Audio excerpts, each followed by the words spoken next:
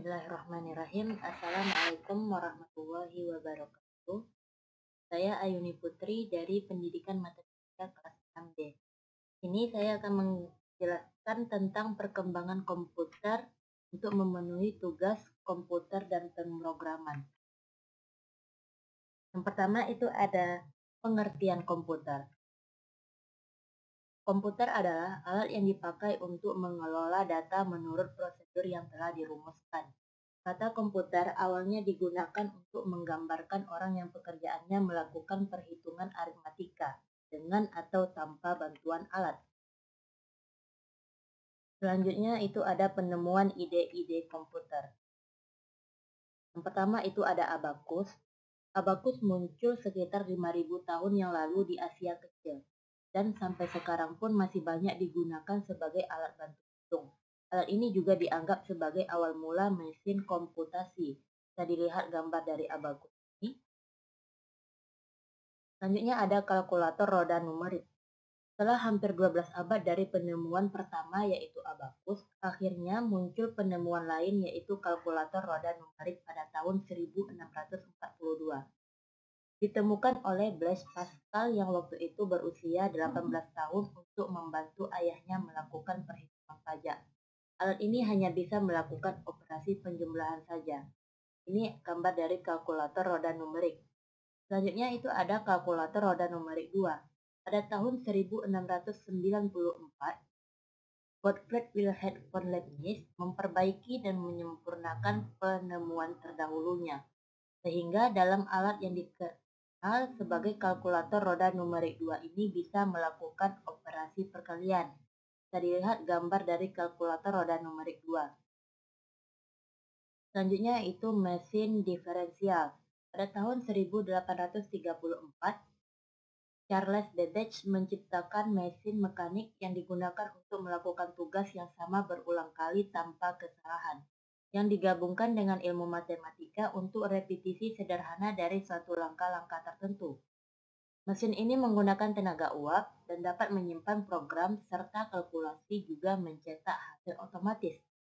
Mesin inilah yang menjadi cikal bakal dari penciptaan komputer. Selanjutnya itu ada generasi komputer. Yang pertama yaitu generasi pertama komputer pada tahun 1946 sampai 1959.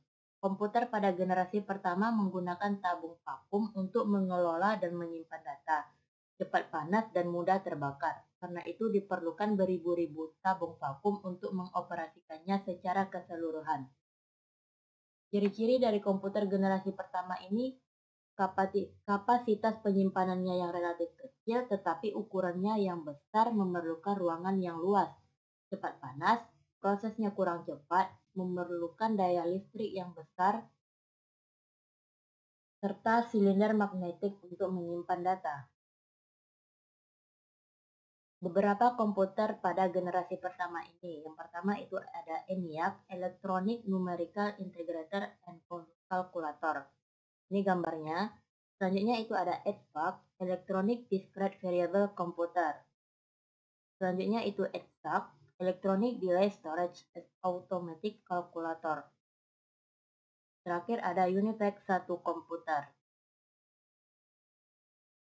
Selanjutnya yaitu komputer pada generasi kedua pada tahun 1959 sampai 1964.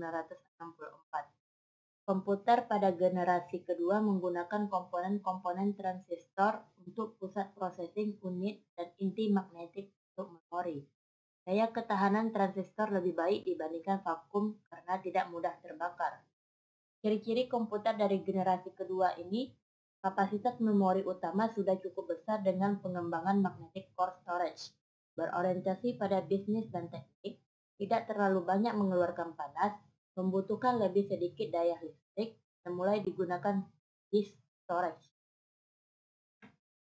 Ada beberapa komputer pada generasi kedua ini. Yang pertama ada UNIVAC 3, UNIVAC SS80, UNIVAC 1107, pabrik pembuatannya Sperry Rand UNIVAC. Ini gambar dari UNIVAC 3. Selanjutnya ada Baruch 200. Ketiga ada IBM 7070, IBM 7080, IBM 1400, IBM 1600. Keempat ada NCR 300, bisa dilihat gambarnya. Kelima ada Honeywell 400, Honeywell 800. 6. CDC 1604, CDC 160A. Gambarnya bisa dilihat. Yang terakhir ada GE 635, GE 645, GE 200. Selanjutnya yaitu komputer generasi ketiga, yaitu pada tahun 1964 sampai 1970.